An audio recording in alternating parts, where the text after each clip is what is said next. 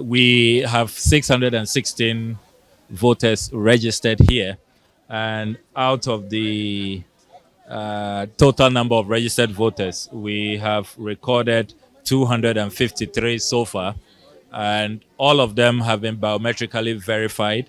There have been no incidents of impersonation. We are also keeping a close eye on the distribution of the ballot papers. We want to ensure that there's one ballot paper to one voter, so that there will be no overvoting or no introduction of foreign material. That's also another matter I'm keeping an eagle eye on. So far, I would say that our colleague observers have been very supportive. We've been cooperating, we've been working together. The MPP agents are to my right, very dynamic young men. And then my colleague from the NDC. And then the more credible independent candidate, he has his agents here. The other independent candidate, there's no sign of him. We don't know where his agents are.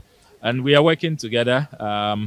Very, very smooth exercise so far. We expect that at the end of poll, we would have smooth collation and a declaration that will be acceptable to all parties. How's it feeling like being a polling agent today? I feel great. I feel great. It's an exciting feeling to be here with young men, to work with them, and to see from really the engine room how the electoral process works. Normally, I am a candidate, and so I will be in Northtown supervising, moving from polling station to the other. But today, it's a different role. I am static in one location, and I am going through the process, understanding what polling agents go through, appreciating their work, making sure. And it's you really have to be very vigilant. The only, if you like, suspicious conduct is what appears to be happening behind us, or some have said behind that classroom block. So you need to go and carry out your own independent verification. The rumor coming from there is that there is some inducement going on by our opponents, but I have not verified independently.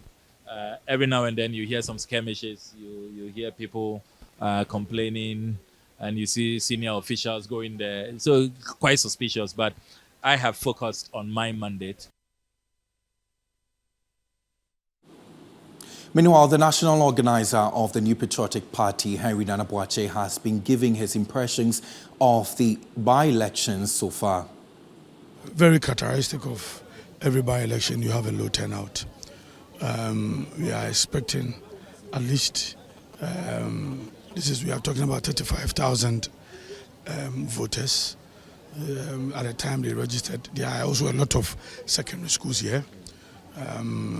So we are expecting quite an impressive voter turnout, especially when you compare to voter turnouts in all by-elections. So far, I would say that it is good. And I like the energy from the people too. People started voting right in the morning. Places where the turnout are low, some are farmers, ordinarily they'll go to the farm early in the morning and come back in the afternoon. There are also some market days within the constituency. They will go for the market day and then they will come back home eventually. So we are expecting a good turnout. That is when comparing to all other by-elections turnout. So yes. Has there been any concern you have noted going round, and have you alerted the appropriate quarters like the EC or the police to rectify such? Oh no, so far I think that everything is okay. Every polling station I've gone to, there are police deployment there. I've seen police personnel in all the places I've been to. The Electoral Commission, the officials I've also interacted with, they appear to be on top of their work. They have not reported any unfortunate incidents to me. So I think that I'm happy with the process so far. We have almost about 4 to 5 hours more to go. We are hoping for the best.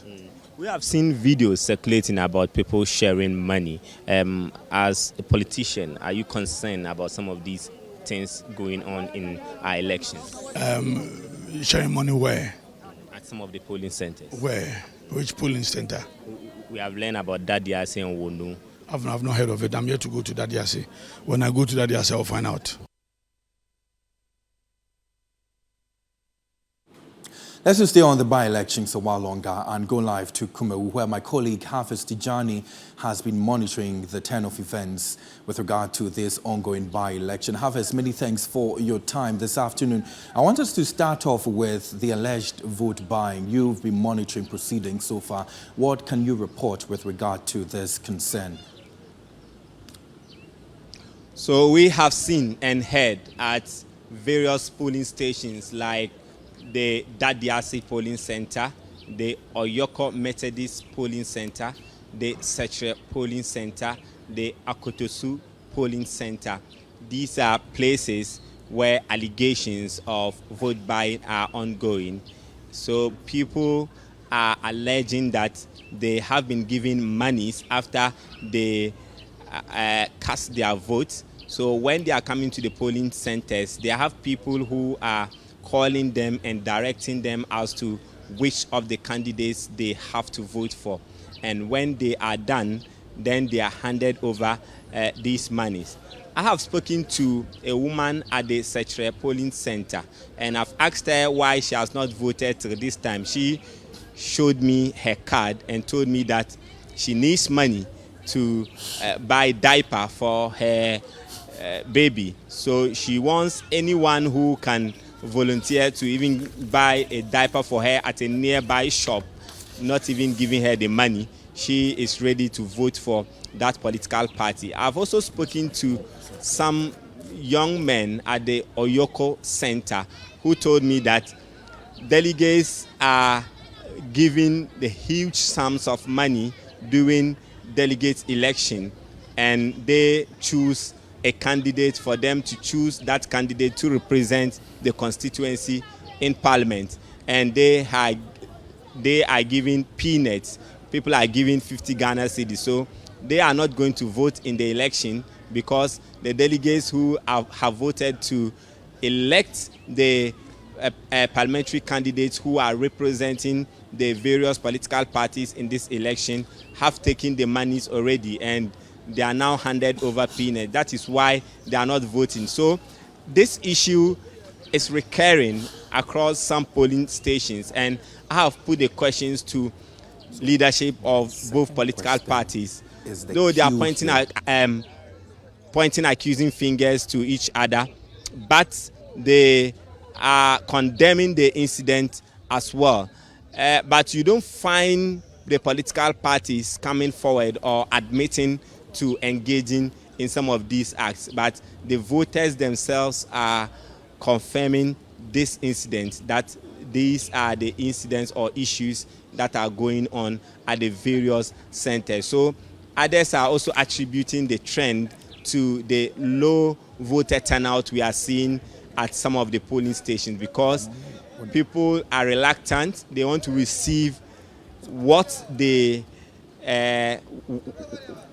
other voters have received before also going to cast their ballot. So the issue is a worrying trend across most of the polling centers we have visited.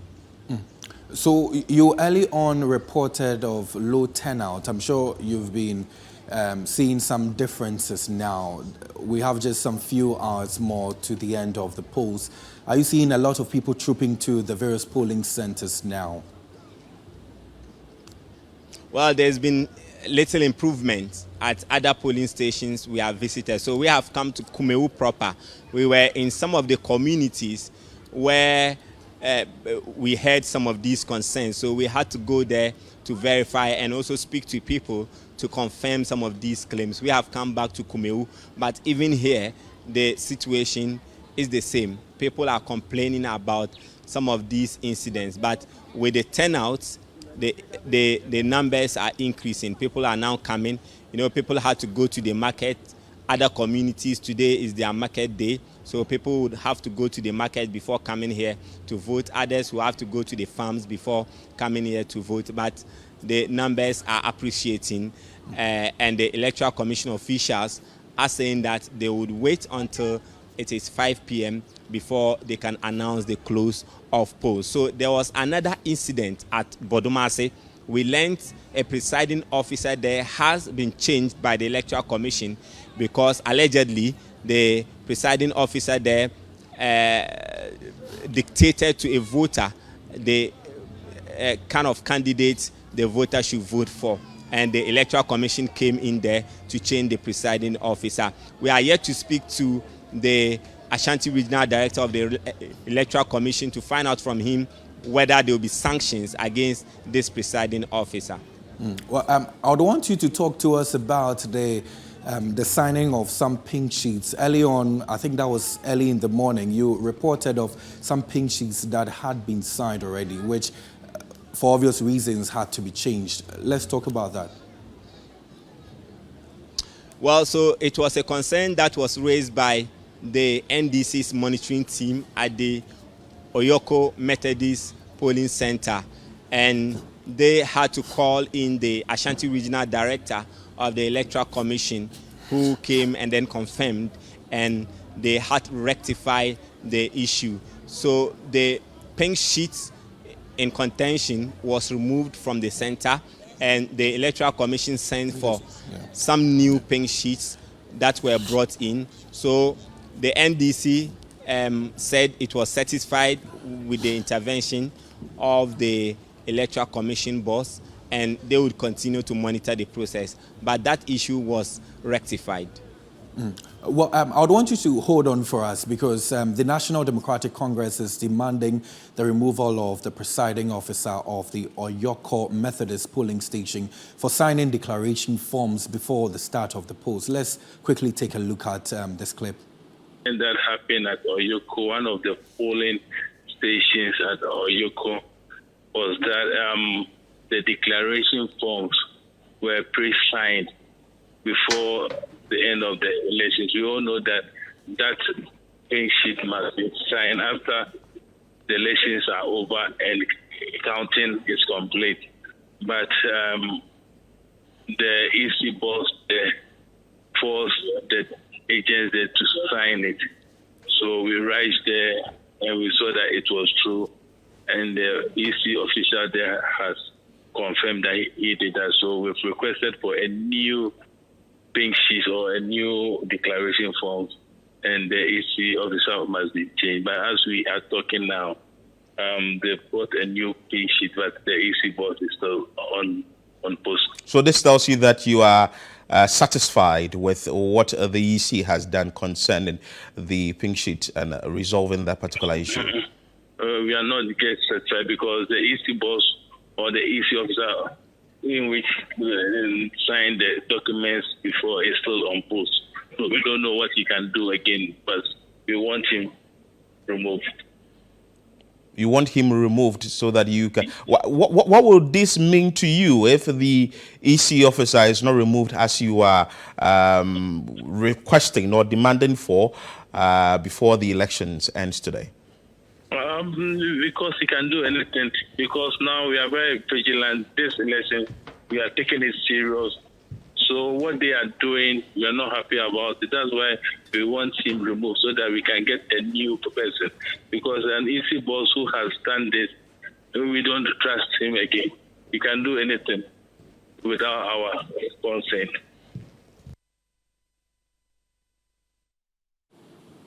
Meanwhile, the new Patriotic Party has described as unnecessary the attention given to the matter by the NDC. Salam Mustafa is the national youth organizer of the new Patriotic Party. It's not already signed pink sheet. It's a declaration of polls form that brought a little bit of an issue. In fact, currently I am at that police station, Oyoko. Now, what happened was that the explanation of the presiding officer, that when he was filling the form, he mistakenly signed. But when he realized the mistake, he called for a new form to be brought, the declaration form to be brought, so that he would transfer the information that was on the first sheet to the second one, which would not be signed, and wait until after polls for all the polling agents to sign. So I was surprised that the NDC wanted to make a fuss about it. You see, it is not an issue that ballot accounting has indicated that something untoward has happened. If you do ballot accounting and you realize that something untoward has happened, then the integrity of the election is questioned. But in this place, there's no problem with the entire process. It's a form that is going to play a role at much later time of the day. So it was much ado about nothing, but that matter has been resolved. So those interactions you had were done earlier on with my colleague Philip Nilati on CNR Extra earlier today. But I still have my colleague on the line with me, Hafiz Tijani, who has been monitoring events for us there. Hafiz, I would want us to talk about security because we know that this particular election is key for both the NPP and the NDC and also other stakeholders. Talk to us about security. Well, so both parties, the major parties, the NPP and the NDC, have been commending the police for the deployment it has made. There have been intensified police patrols across the communities within the constituency.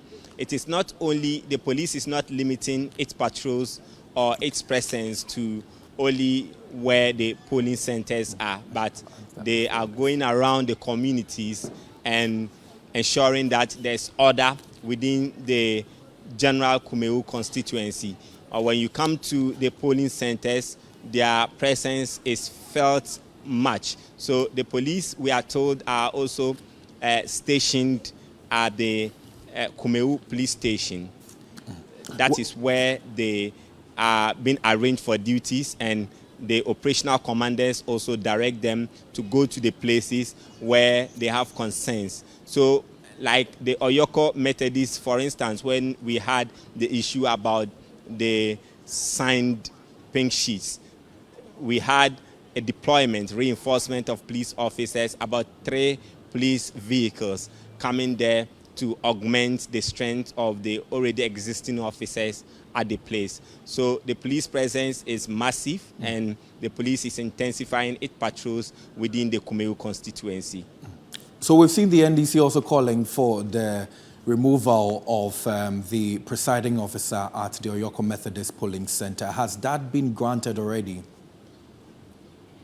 Well, after midday, when we were leaving that polling center, the presiding officer was working. We learned there was a consensus between the monitoring team of the NDC that detected this anomaly between them and then the EC boss, whether he should be removed. But the officers or the monitoring team of the NDC said that they were satisfied because the EC had resolved that concern they raised, and that the presiding officer can be there, but they will continue to monitor the process, and should anything happen, they would raise other concerns again. So when we were leaving there after midday, the officer was still working. So we also know that this election is expected to end by 5 p.m. Is this something that we're sure to happen, or looking at the turnout, it will be extended further? Well, we have not had that announcement of extension of time by the Electoral Commission officially, but as and when voters come in, they are allowed to cast their votes, and when the time is due, like it's been done in every election, the people in the queue are allowed to vote. So people who are coming after the 5 p.m. deadline would not be allowed to join the queues if there are any, except that we'll be having an extension of time from the Electoral Commission, of which for now we have not had any official announcement of extension of time by the Commission. Even before I let you go, so not for you to preempt what is going to, pan out with regard to the election results, but you early on brought reports engaging both factions, also the supporters of the independent candidates and all of that. Looking at the responses you had, who are we taking? Is this something we can actually vouch for? If you know anyone who is winning. Well, I didn't hear the latter part of the question. Can you come up again with that? So I'm saying that you've been engaging residents or electors in that part of the country, and not for you to preempt the outcome of the elections though, but I'm just asking, what has been the responses from these electorates? So when I spoke to some voters around Oyoko, even with this election, there's vigorous construction of road. The contractor is also busy constructing the road. You know, this started not today, but elections are ongoing and the contractor is also working. So the residents raised concerns about the MPP, which has dominated this constituency in terms of votes for a very long time, that it has not done a lot for the people here. That is according to the residents. And now that there is by-election, they are coming in with heavy-duty machines to construct their roads. So they were not so happy about the turn of events. So most of them were not so happy. So a number of them also are satisfied with the party. When you go to other areas, people speak ill of the MPP in terms of performance. And when you go to other areas, others praise them for bringing social interventions like the free senior high school and other social policies to help the masses. So residents are divided. So until the Electoral Commission declares the results, we are unable to say who is winning what.